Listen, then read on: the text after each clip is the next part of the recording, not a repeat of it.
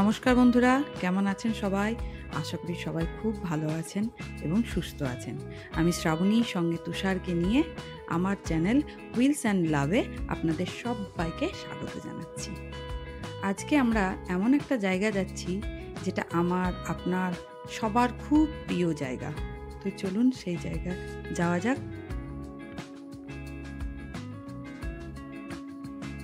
আমরা এখন যাচ্ছি মুর্শিদাবাদ জেলার ডাহাপাড়া ধাম। আপনারা নিশ্চয়ই বুঝতে পেরেছেন, লাস্ট ভিডিওতে আপনাদেরকে বলেওছিলাম যে আমরা নেক্সট কোথায় যাচ্ছি। সেই জায়গায় আমরা সবাই চলুন যাই, গিয়ে ডাহাপাড়া ধাম মানে শ্রী শ্রী জগৎবন্ধু ধামে আমরা সবাই যাই। মুর্শিদাবাদ জেলাতে যেমন ইতিহাসের নিদর্শন আছে, ঠিক তেমনই আছে বিভিন্ন মন্দির। আর সেই মন্দিরের মধ্যে একটি জনপ্রিয় মন্দির হল ডাহাপাড়া জগৎবন্ধু আশ্রম।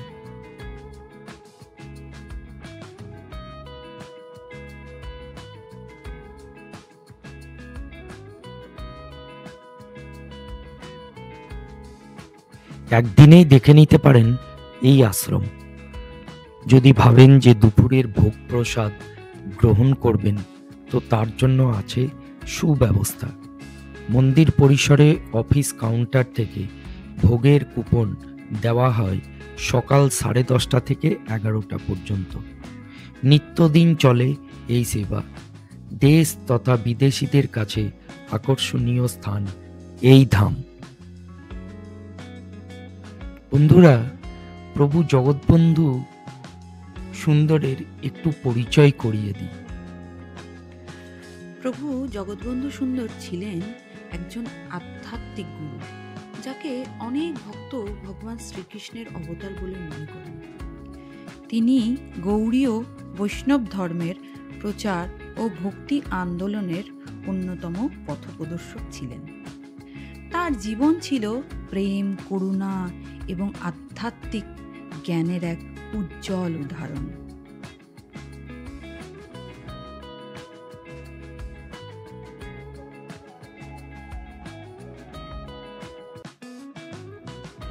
এবারে আমি প্রভু জগৎবন্ধু সুন্দরের জন্মগ্রহণ সম্পর্কে একটু বলি। যদিও জানি আপনারা সকলেই জানেন, তবুও একটু বলি। প্রভু জগৎবন্ধু সুন্দর জন্মগ্রহণ করেন 1871 সালের 17 মে মুর্শিদাবাদ জেলার ডাহাপাড়া গ্রামে। পিতা দীনানাথ চক্রবর্তীর ঘরে তিনি জন্মগ্রহণ করেন। মাতা ছিলেন বামা সুন্দরী দেবী। এবার বলি ওনার শৈশবের কিছু কথা। শৈশব থেকেই তিনি ছিলেন অত্যন্ত আলাদা, নিঃস্বার্থ, শান্ত এবং ঈশ্বরের প্রতি একনিষ্ঠ। তার মধ্যে অলৌকিক গুণাবলী দেখা যেত, যা পরিবার এবং গ্রামের লোকদের অবাক করত। শৈশব থেকেই তিনি চৈতন্য মহাপ্রভুর মতো আচরণ করতেন। কখনো বা তিনি গভীর ধ্যানে মগ্ন হয়ে থাকতেন, আবার কখনো হরিনাম নাম সংকীর্তনে লিপ্ত থাকতেন। কিশোর বয়সে তিনি কয়েকবার নিরুদ্দেশ হয়ে যান এবং পরে খুঁজে পাওয়া গেলে দেখা যান তিনি গভীর সাধনার মধ্যে রয়েছেন। তার ভক্তরা বিশ্বাস করেন তিনি স্বয়ং চৈতন্য মহাপ্রভুর অবতার, যিনি পুনরায় জন্মগ্রহণ করেছেন। তিনি শ্রী চৈতন্য মহাপ্রভুর আদর্শে অনুপ্রাণিত হয়ে সাধুদের সঙ্গ গ্রহণ করেন এবং বৈষ্ণব সাধনার পথে এগিয়ে যান। তিনি হরিনাম সংকীর্তনের মাধ্যমে মানুষের হৃদয়ে ঈশ্বর ভক্তি জাগ্রত করার প্রচেষ্টা চালান, আর সেই জন্যই তিনি জগৎবন্ধু উপাধি লাভ করেন। তিনি মুর্শিদাবাদ জেলার ডাহাপাড়া গ্রামে এসে অবস্থান করেন এবং সেখানে সাধনায় লিপ্ত হন। এই স্থান পরে ডাহাপাড়া জগৎবন্ধু ধাম নামে পরিচিত হয়। এখানে তিনি নিত্য কীর্তন, ধ্যান এবং ভক্তদের সাথে আধ্যাত্মিক আলোচনা করতেন। প্রভু জগৎবন্ধু সুন্দর 1921 সালের 17 সেপ্টেম্বর বাংলার 1328 সালের 1 আশ্বিন তাঁর নশ্বর দেহ ত্যাগ করেন। ভক্তদের বিশ্বাস যে তিনি প্রকৃতপক্ষে নিত্য লীলায় প্রবেশ করেছেন, অর্থাৎ তিনি অনন্তকাল বিদ্যমান থাকবেন। প্রভু জগৎবন্ধু সুন্দর এর শিক্ষা ও ভাবধারার আজও অসংখ্য ভক্ত অনুসরণ করেন। তাঁর প্রচারিত সংকীর্তন আন্দোলন ও ভক্তির সাধনা গৌড়ীয় বৈষ্ণব সম্প্রদায়ের এক বিশাল প্রভাব বিস্তার করেছে। আজও ডাহাপাড়া জগৎবন্ধু ধাম তার স্মৃতিতে এক মহান তীর্থস্থান হিসাবে বিবেচিত হয়, যেখানে ভক্তরা তাঁর উপদেশ ও শিক্ষা অনুসরণ করেন এবং ঈশ্বরের পথে অগ্রসর হন। তাহলে এই আশ্রম দর্শন করবেন কিভাবে? এখানে আসতে হলে দুভাবে আসতে পারেন। বন্ধুরা, আগে ঘুরে দেখাই পঞ্চবটী, তারপরে ফিরে আসছি কিভাবে আসবেন। এই যে দেখুন, এখানে মহাপ্রভুর সাথে একটু দর্শন হয়ে গেল। এই যে সামনে গাছটি দেখতে পাচ্ছেন, এই গাছটি হচ্ছে চালতার গাছ। এখানে মা যোগমায়ার পুজো হয়।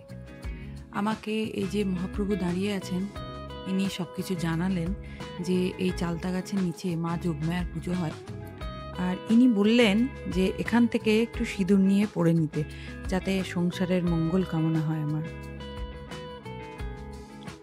দেখুন পঞ্চবটির পুরো এরিয়াটা এত সুন্দর। আর সামনে যে ছোট ছোট হাটগুলো দেখা যাচ্ছে, এগুলো হচ্ছে প্রত্যেকটি মহাপ্রভুর সমাধিস্থল। কাছ থেকে আরো ভালো করে দেখাই আপনাদের। প্রত্যেকটিতেই ওনাদের নাম এবং কবে ওনারা দেহত্যাগ করেছেন সমস্ত লেখা আছে, কিন্তু পড়ার চেষ্টা করলাম, কিন্তু উঠে গিয়েছে লেখাগুলো, যার জন্য আমি বুঝতে পারলাম না। আর এই যে বিশাল চালতা গাছ দেখছেন, এই চালতা গাছের ফল মানে কেউ খেতে পায় না, এগুলো পুজো যেহেতু হয় এই জন্য এগুলো খাওয়া যায় না। মহাপ্রভুজি আমাদেরকে সব কিছু বললেন।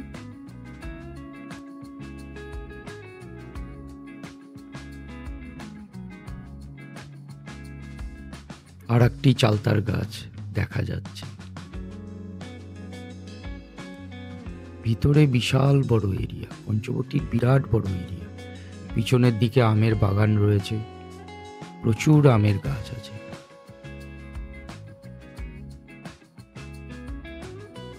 এই যে এখন আপনারা এত বড় জায়গা দেখতে পাচ্ছেন, কিন্তু যখন অনুষ্ঠানের সময় হয় এখানে এত ভক্তবৃন্দরা আসেন যে এখানেও জায়গা কম পড়ে।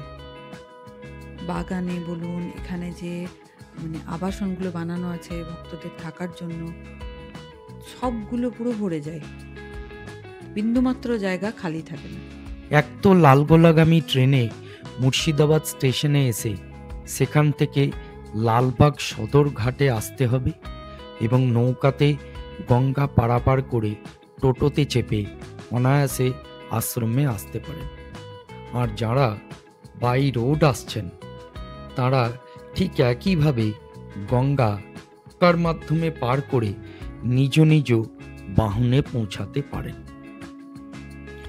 অন্যদিকে হাওড়া বা আজিমগঞ্জগামী ট্রেনে ডাহাপাড়া স্টেশনে নেমে টোটোতে চেপে এই আশ্রম অনায়াসে পৌঁছাতে পারেন।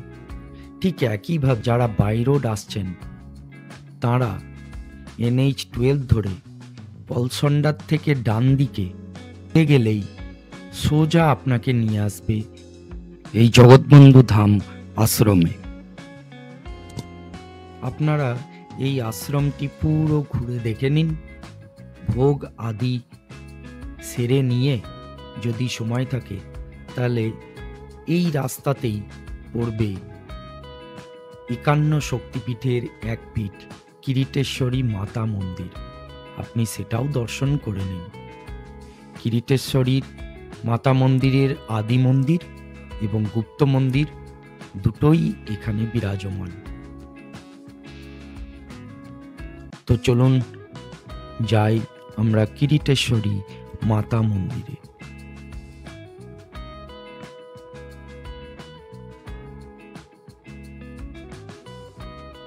এই মন্দিরটি মায়ের 51 পীঠের একটি পীঠ।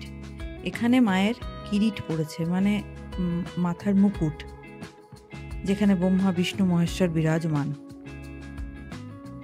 আশা করি আপনারা সকলেই এই জায়গায় এসেছেন একবার না একবার, আর সবারই খুব ভালো লাগে নিশ্চয়। এই দেখুন নতুন কনস্ট্রাকশন চলছে এখানে। এখন মায়ের মেন মন্দির বন্ধ আছে, দুপুরের সময় তো।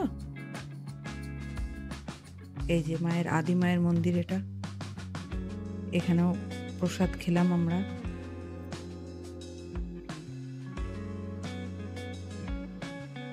দেখুন মায়ের মূর্তিটি কি সুন্দর।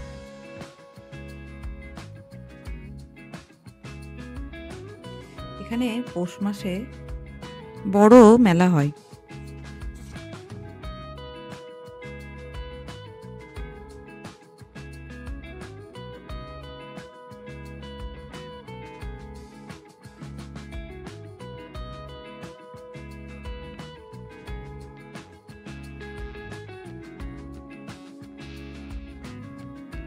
উনি আমাদের পুরো ইতিহাসটা বলে দিলেন যে মায়ের স্থাপনা কি করে হয়েছে, খুব সুন্দর, এবং আমাদের পুজো দেয়া হয়ে গেল।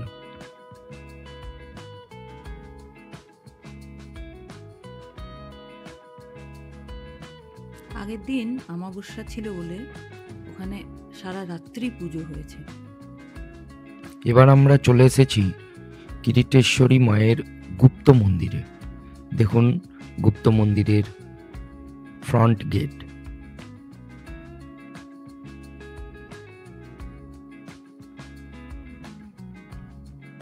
আপনাদেরকে মায়ের দর্শন আশা করি করাতে পারবো। এই যে দেখুন মা এখানে বিরাজমান। মাকে তো সচরাচর দেখা যায় না, তো খুব ভাগ্যের বিষয় ছিল যে মায়ের দর্শন পেয়ে গেছি, এবং আপনারাও সেই দর্শন করতে পারছেন। আজকে আমাদের কপালটা ভালোই ছিল, সব মন্দিরেই যাচ্ছি আর সব মন্দিরেই মোটামুটি দর্শন ভোগ সবই পাচ্ছি। এখানেও আমরা প্রসাদ পেলাম। ওই যে পূজারি দাঁড়িয়ে আছেন, উনি আমাদেরকে খুব ভালোভাবে বুঝিয়ে সব কিছু বললেন এবং প্রসাদ দিলেন। আমরা প্রসাদ গ্রহণ করলাম, করে দেখুন আপনাদেরকে দেখাচ্ছি, সামনে ছোট্ট ছোট্ট দুটো শিবলিঙ্গ রাখা আছে, সেখানেও পুজো হয়। চাইলে আপনি এখানেও এসে ভোগ খেতে পারেন। এখানেও ভোগের কুপন দেওয়া হয় এবং বসে এখানে ভোগ খাওয়ানো হয়। আমরা মায়ের ভোগ খেয়েছি, খুবই সুন্দর। যদি আপনাদের এই ভিডিওটি ভালো লেগে থাকে তাহলে লাইক, কমেন্ট, শেয়ার করতে ভুলবেন না, আর পাশে থাকা বেল আইকনটি অবশ্যই প্রেস করে দেবেন। আপনাদের লাইক আমাদের খুব জরুরি। এই ভিডিওটি দেখার জন্য আপনাদেরকে অসংখ্য ধন্যবাদ।